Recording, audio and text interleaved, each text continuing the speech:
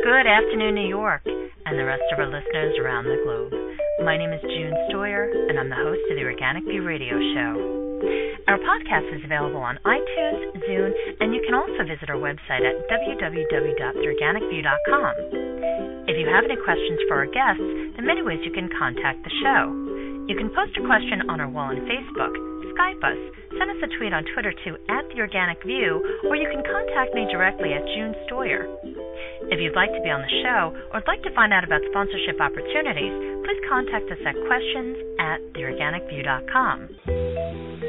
In this special series called the Neonicotinoid View, my guest co-host Tom Theobald and I will be joined by the Vice President of the Ontario Beekeepers Association, Mr. Tibor Szabo, and he's going to be talking about the mass honeybee losses that occurred last year. So I would first like to welcome to the show my co-host Tom Theobald. Good afternoon, Tom. Hello, June. And our guest today, Mr. Tibor Szabo. Good afternoon, Mr. Szabo, and welcome to the show. Good afternoon, June and Tom. Tibor, can you share with our audience a little bit about yourself and your experience as a beekeeper? I'm a third-generation beekeeper, and my father was a research scientist with Agriculture Canada. He specialized in honeybee breeding, and I learned from him, and I got my own colonies in 1996. It coincided with the first year we had varroa mite in this area, and I'm a queen and nucleus producer, so I produce bees for sale to other beekeepers across Canada. Thank you. Tibor, can you talk about the regulatory agency in Canada, and how does this agency relate to the EPA here in the United States? In Canada, the pesticides are regulated by what's called the Pest Management and Regulatory Agency. It will be the Canadian version of the EPA. And the EPA and the Pest Management and Regulatory Agency, which we call the PMRA, work together on a lot of these products to in registration and research, and they share data. And currently the situation with the review of the neonicotinoids is a joint review of Canada, EPA, and the state of California. Tibor, there have been reports of bee kills, many reports of bee kills, not only in the United States but in Europe, and we haven't heard too much from Canada, but apparently you had some serious problems this year. Could you explain for the listeners just what happened in Canada? Yep, it was actually last year in the spring. Beekeepers had just experienced one of the best winters for bees that we've had in a long time. The provincial average loss was 12%. The colonies on average were very healthy and strong, and the mite populations were low, and things were looking really good. The spring came early after a winter that was very mild, and it was basically beekeepers were really trying to keep their hives from swarming because they were that strong. And it was first happened in the more southern parts of my province. There was reports of pesticide-affected bees, lots of dead bees in front of the entrances of hives. And it was we'd heard about in the States problems with dust coming off of insecticide dust coming off of planters from planting crops, but nobody here expected anything. We didn't know that anything was even being used in the farms that were insecticide type, but beekeepers had dead bees, and it worked its way north. The first I heard was right on the border, and the beekeeper that saw the dead bees, he'd called me, said, we've got pesticide kill in our hives, and we've called PMRA, and they're doing sampling. And he put a video on YouTube, and you could see lots of dead bees with pollen on them. And then it was about 3 weeks after I talked to him, and we heard many reports, and the word got out, if you see dead bees in front of your hives, to call your bee inspector or the PMRA and report it, and they would come and take samples. So then I saw it on my hives. I saw first it was one hive. One day it was one hive. We still had entrance reducers in the hives. It was still that early in the spring, and it was a huge pile of the population of bees lying out front of the hive. And when you lifted the brood box, you could see about 2 to 3 inches of dead bees lying on the bottom board. And so these were not just foragers; it was bees from the hive dropping. There wasn't a lot of alive bees left, but there was still some bees left trying to maintain what was left in the colony and the queen. And we called PMRA and the inspectors, and they came and they took samples, and this had all coincided with spring planting on farmers' fields. It was the bees at that time were foraging. My bees were foraging very heavily for water. They were raising a lot of brood, and there wasn't a big nectar flow or anything at the time, but there was a huge demand for water. Lots and lots of bees were going for water every day at that time. So our first suspicion was, well, if they're foraging for water and they suffered a poisoning, mass poisoning, they're getting it from water somewhere. It was about a little while later, the reports came back that they were finding Clothianidin on these dead bees. So that's how we all made the connection, and that's pretty much what happened last spring. It affected it affected a lot more bee yards than were actually reported, because a lot of beekeepers don't bother reporting or don't go to their bee yard except for every couple of weeks and might not have necessarily noticed, which sounds strange, but the bees decompose in front of the hives, or a skunk will come at night and eat them. And sometimes it's only a few hives out of a yard. However, 240 bee yards were tested, and that involves almost 2,000 bee hives, which is you're looking at about a 2 to 3% of the total hives in the province that were affected in this, what they call acute incidence.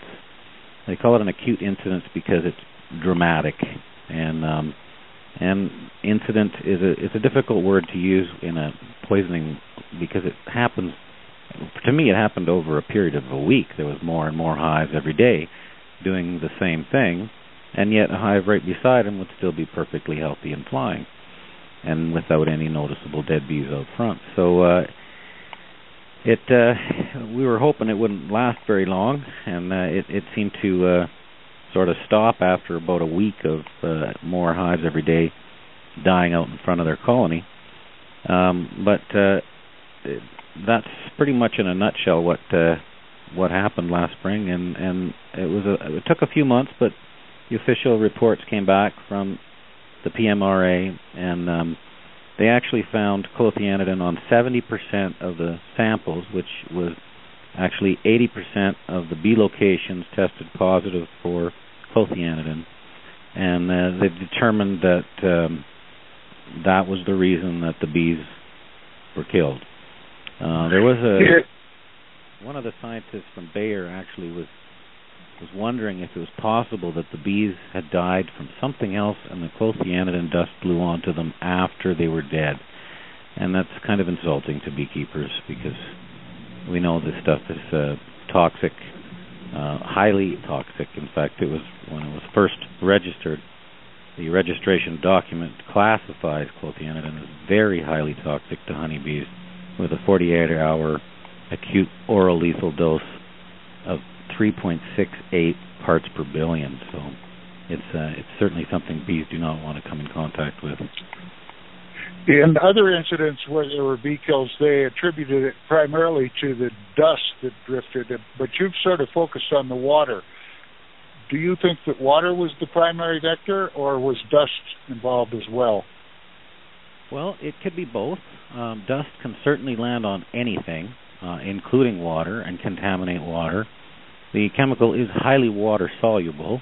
The dust will land on the water and become diluted into the water, and the bees will pick it up that way. So dust could be a factor in contaminating water, but because it's water-soluble, and if the planter planting the seed plants an area of a field that's wet or has puddles, or later has rain which leaches it, it can get into water that way as well. So nobody's made the connection of how how exactly the water becomes contaminated, or if it was in fact water for sure that the bees were picking up. But since from observing the bees, and they were the absolute vast majority of the bees that I was looking at in our situation were foraging for water. It was dramatic foraging for water. So it's reasonable to expect that the contamination came in from water, and it's a reasonable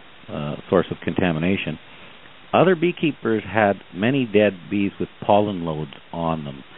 So their source of contamination likely would have been from flowers. And the only thing that was really blooming in those beekeeper situations, it was dandelion pollen they were bringing in. So it could have landed, the dust could have landed on the dandelions as well. Yes. However, it could be from the dust. It could be from leaching from the ground to contaminate water. There's many ways that the water can be contaminated. Both are risks. Mm-hmm. The insecticide in question is called Clothianidin, and it was approved here in the United States in 2003.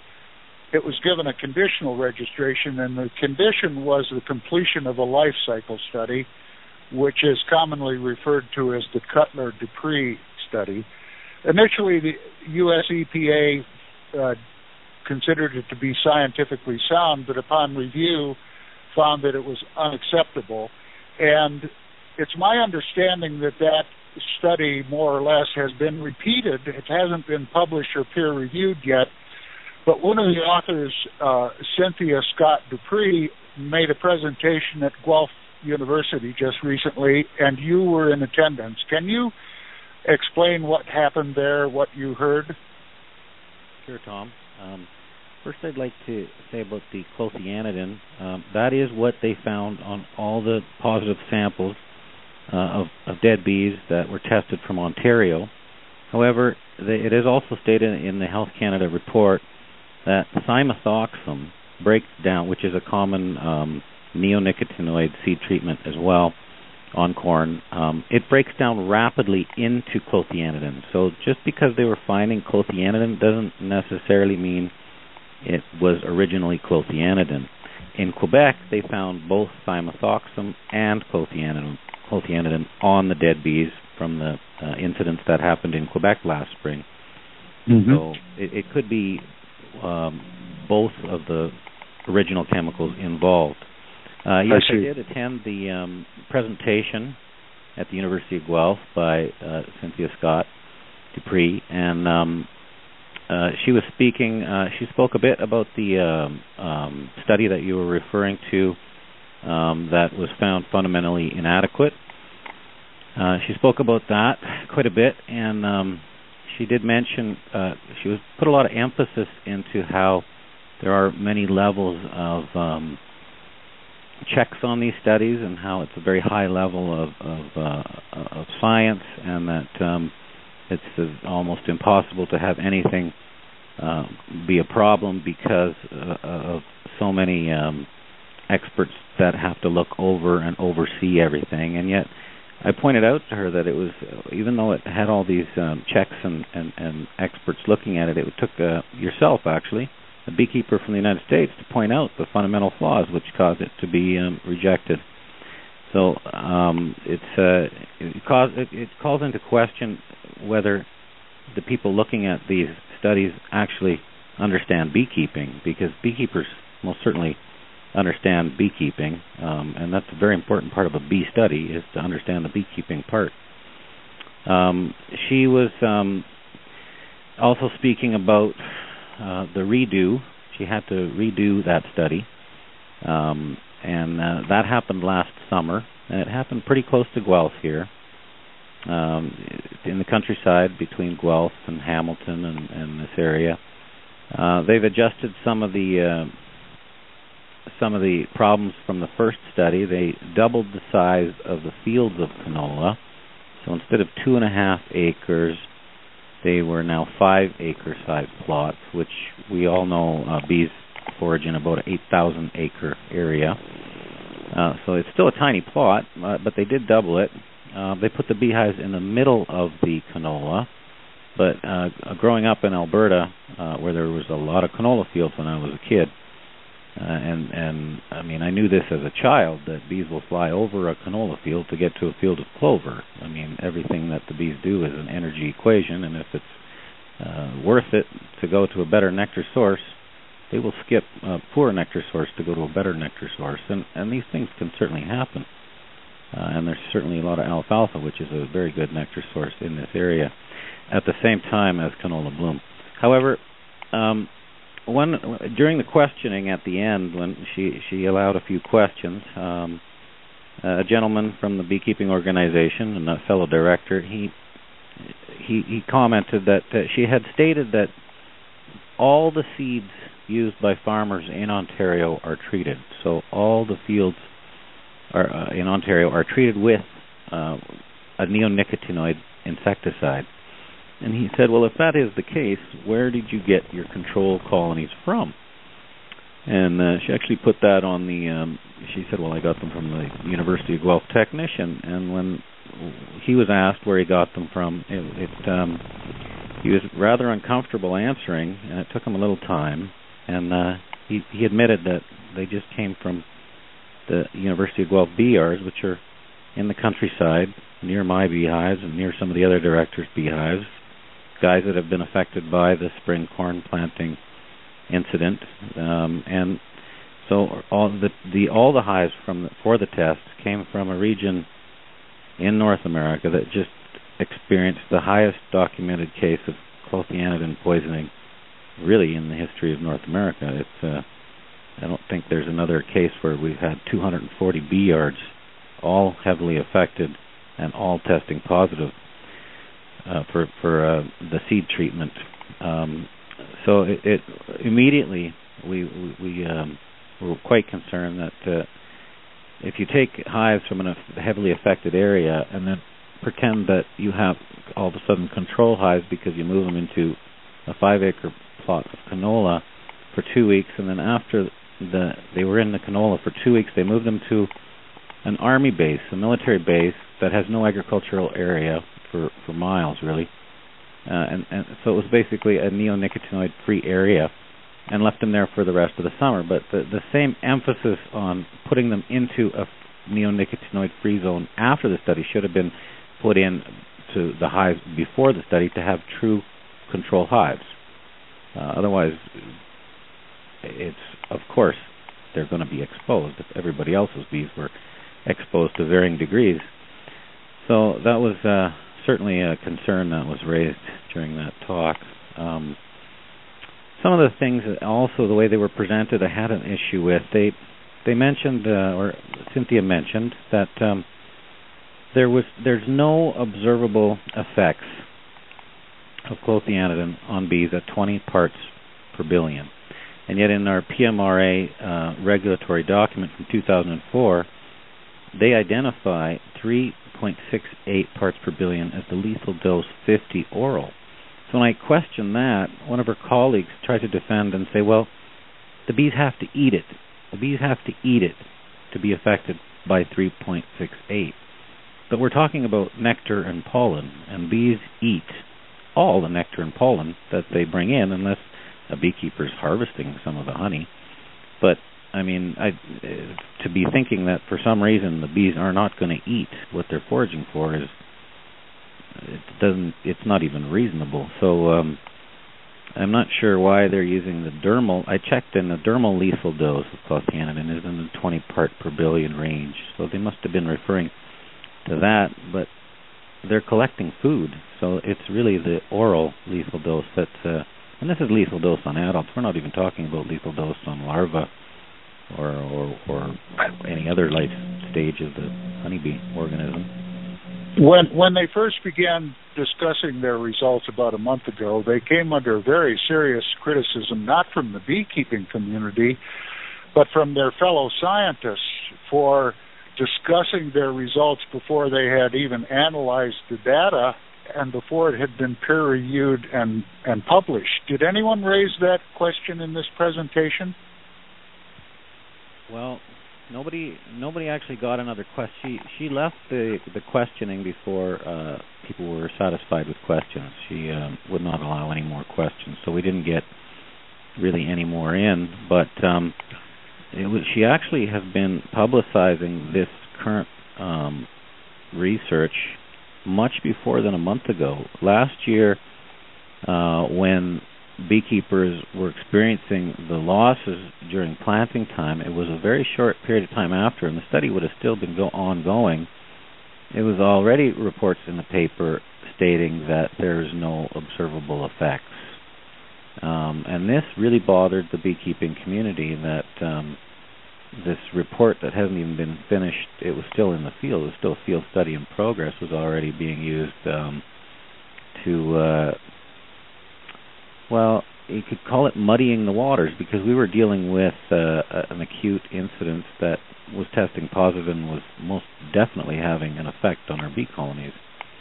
And some of the going back to the 2012 spring incidents, interestingly enough, some of the beekeepers that lost their bees were also the farmers that planted the corn. In some of the circumstances, the farmers that plant the corn owned their own bees, and they got in their tractor, planted their cornfields, got out of their tractor, and saw their bees dead, lying in front of their hives, at least 80 to 90% of the population of their beehives.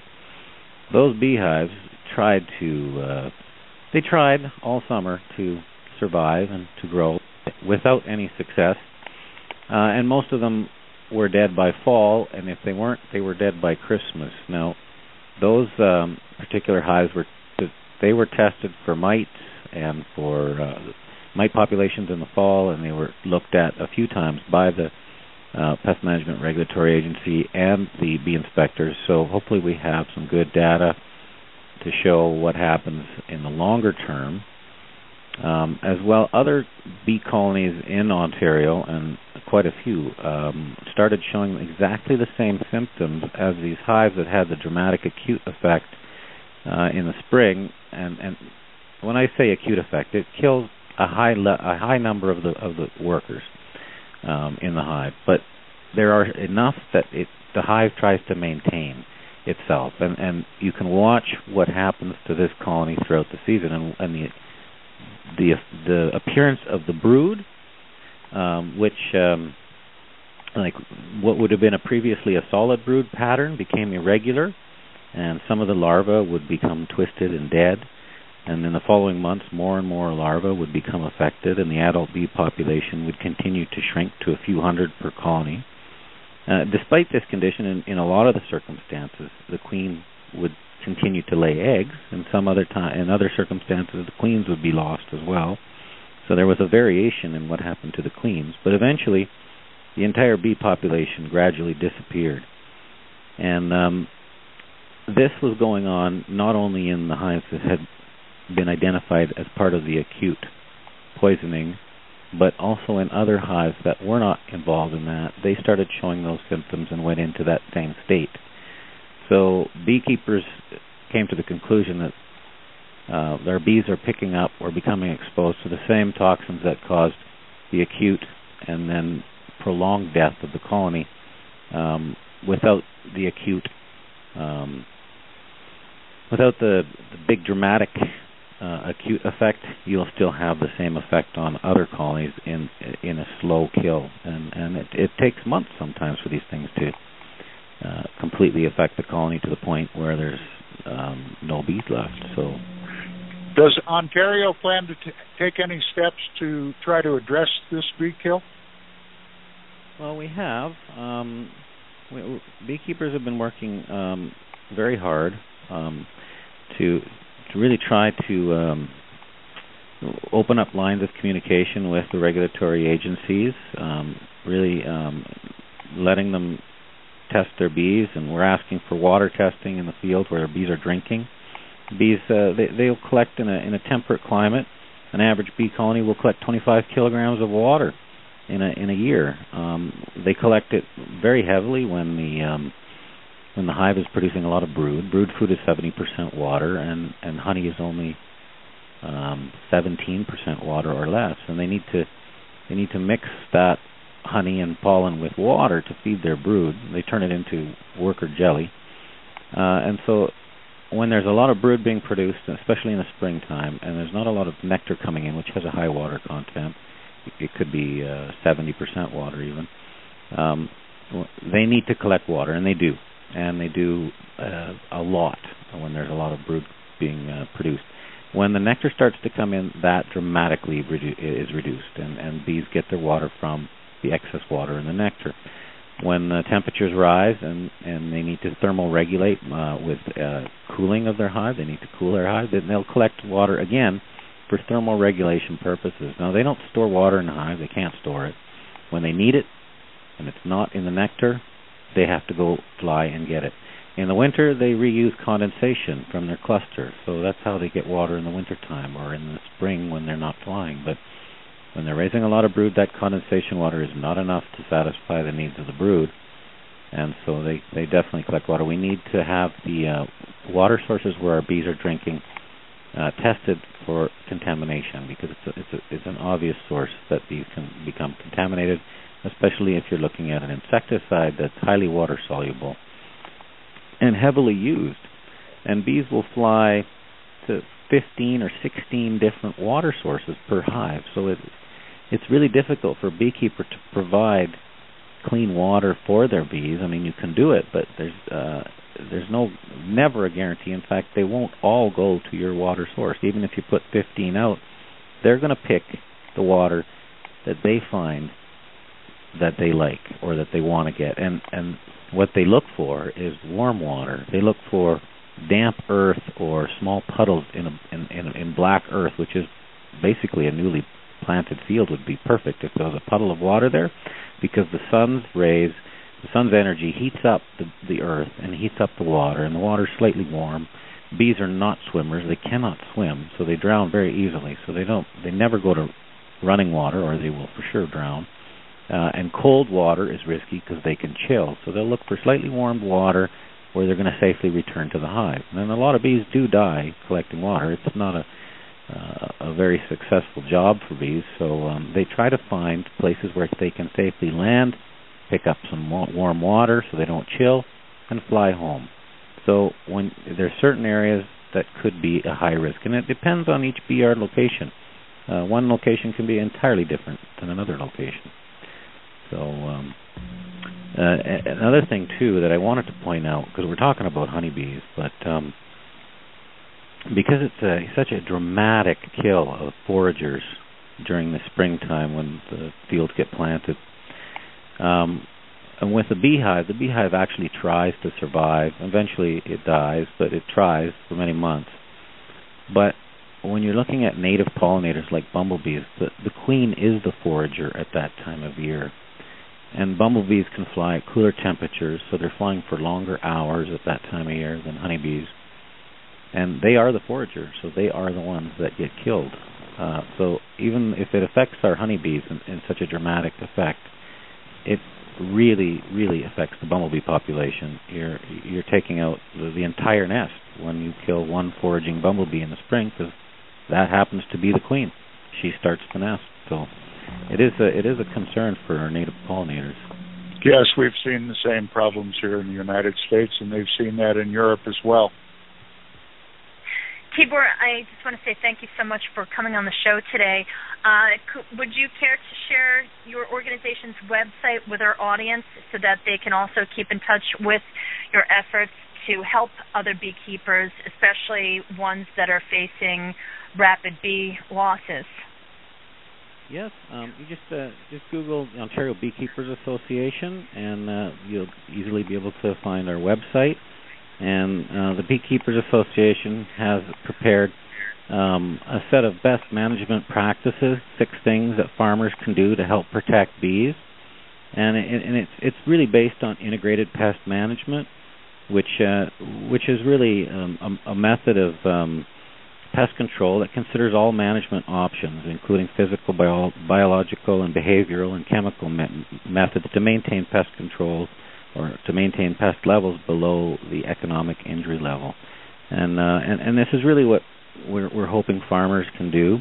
And it'll just reducing the amount of this toxin in the environment is definitely something everybody can do today, and that'll reduce how much our bees will come in contact with it. There's just no reason to have the entire North American continent covered in systemic insecticide. There's a lot of these fields don't have pest populations that even need to be controlled with anything. They're not existing in it. Farmers are using it as an insurance, or they're using it because they don't always have a choice. But it just externalizes the cost to the beekeeping industry, and it's a very heavy cost, which then will get externalized onto the other farmers that grow crops that need pollination, and we can't afford that.